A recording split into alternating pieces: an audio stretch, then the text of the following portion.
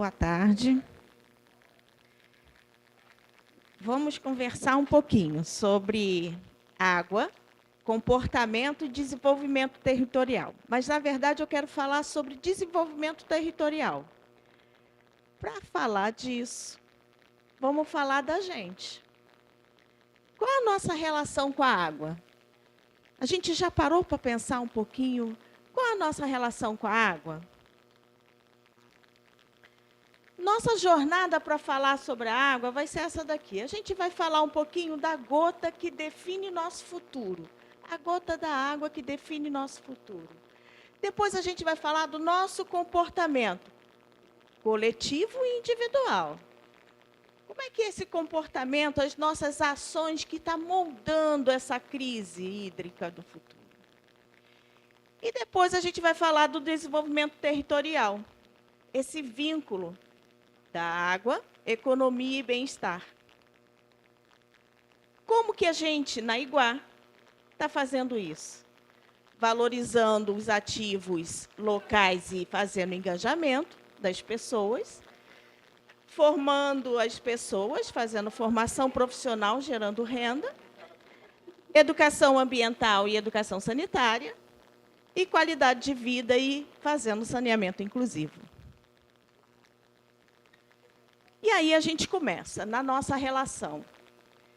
A gente olha para as gerações, a gente fala que eu, principalmente, geração dos meus pais, a gente fala o seguinte, terra, planeta, água. A gente sempre falou isso. A geração dos meus filhos, talvez não. Dos meus netos, a relação com a água, para eles, talvez tenha um pouco mais de consciência. Mas a gente falava que é uma abundância, que a água nunca ia acabar. Terra, planeta, água. Só que é uma ilusão. Porque a água disponível é água salgada. E a água doce disponível não está tão disponível assim.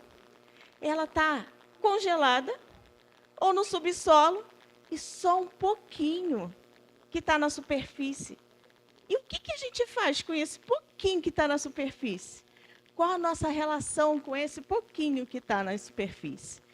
A gente tem um comportamento que desperdiça, que polui, que não cuida, que não faz uma gestão adequada dela. Então, a gente tem isso. Ó. Primeiro passo, o uso ineficiente e a poluição. A gente passa depois para uma degradação desses recursos hídricos, tudo para o nosso desenvolvimento, tudo para o nosso crescimento enquanto sociedade. Né? Então, o nosso comportamento coletivo, ele leva a isso. Nós queremos crescer enquanto sociedade, queremos evoluir economicamente. Né? Então, a gente faz uma degradação dos recursos hídricos para produzir, por exemplo. E aí, depois, a gente vai, não percebe, mas quando a gente degrada os nossos recursos hídricos, a gente, na verdade, tem impacto na economia. Porque quando a gente tem escassez hídrica, você também tem um impacto no desenvolvimento econômico.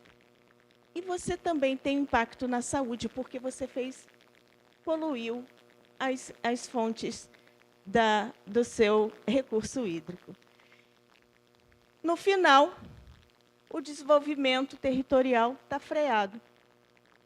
Aquilo que você fez lá no início, em prol do seu desenvolvimento econômico enquanto sociedade, na verdade, no final, você gerou foi um desenvolvimento freado. Você freou tudo isso. E agora? Eu tenho que escolher. Ou eu continuo fazendo isso, ou eu gero uma mobilização pela governança hídrica. Eu tenho que começar a criar esses mecanismos para fazer uma gestão mais inteligente desse recurso. Eu tenho que começar a levar sementes de consciência sobre a água, da minha relação sobre essa água. Eu tenho que começar a criar tecnologias e fazer o reuso dessa água, não desperdiçar. Eu tenho que começar a trabalhar mais a educação. Mas a educação de falar, por exemplo, do ciclo da água. Tem que falar como que ela chega até ali. Por que é uma ilusão falar que ela é infinita? Ela não é infinita, ela é finita, ela acaba. E por que eu preciso mudar a minha relação com ela? Por que eu preciso cuidar dela? A educação precisa estar levando com que a coletividade e nós, individualmente, passe a ter uma relação de cuidado e de gestão na nossa casa, no nosso ambiente de trabalho, onde a gente tiver um cuidado maior com a água. E aí, na Iguá, como é que a gente faz isso? Porque quando a gente faz a gestão da água, quando a gente tem um cuidado maior com a água, a gente leva um desenvolvimento territorial. Então, da torneira a um destino da comunidade. Então, esse vínculo a gente trabalha junto com a comunidade. Primeiro, a gente valoriza esses ativos. A gente chega na comunidade não olhando o que não tem. A gente já sabe o que não tem. Eu quero olhar para a comunidade, mas olhando assim, o que tem de bom ali? O que funciona? Qual a vocação? O que está legal?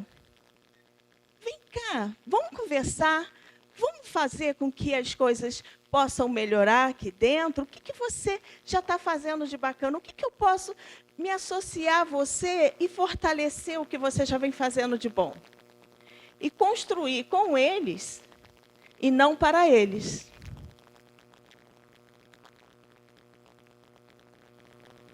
Gente, o marco do saneamento trouxe um boom de oportunidades profissionais. Aproveitamos isso, vamos aproveitar, vamos fazer formação profissional, geração de renda. Vamos fazer um fortalecimento dos nanos empreendedores. Porque quando eu gero oportunidades lá dentro da favela e da periferia, eu faço com que esses valores, com que esses talentos também se fortaleçam.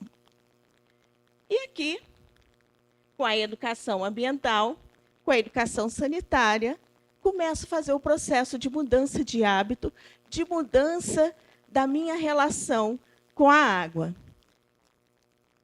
E aí eu trago a qualidade de vida e o saneamento inclusivo, quando a Iguá leva oportunidades de você ter o seu processo de estabelecimento da relação de cuidado e de gestão da água adequado dentro da sua própria casa. E aqui tem alguns exemplos. Até setembro de 25, nós conseguimos atender 41 mil pessoas, quase 42 mil, de forma direta em nossas ações. Aqui, nessas primeiras fotos, os nossos executivos, gerentes da alta gerência e da média e todas, eles vão às comunidades conhecer todos esses talentos e ativos locais, para conhecer onde a empresa vai trazer todo esse investimento e fazer a transformação acontecer. Viver Territórios, a gente traz o investimento para o turismo local lá na Serra de Pati e Alferes. Pati de Alferes. Águas e florestas, reflorestamento nas matas ciliares. O Iguapé, ele traz, numa tecnologia, o ciclo da água nas escolas municipais. Recicla do Bem trabalha aqui o hábito de jogar óleo na rede de esgoto, recolhendo os óleos e levando para a reciclagem. Tampinha também não é a solução do plástico, mas faz com que as pessoas comecem a pensar na sua relação do plástico no meio ambiente. Mulheres em Rede trabalha com a saúde da mulher e a saúde relacionada ao saneamento. Como que o saneamento impacta na saúde da família? O Complexo Lagunar, que trabalha a educação ambiental dentro da realidade de Jacarepaguá e daqui da nossa região do Sudoeste. O Balcão de Talentos, onde a gente vai diretamente na nossa área de operação buscar os talentos para trabalharem junto conosco na nossa operação. Esses são só exemplos de como a gente faz o desenvolvimento territorial acontecer e de comportamento. É isso.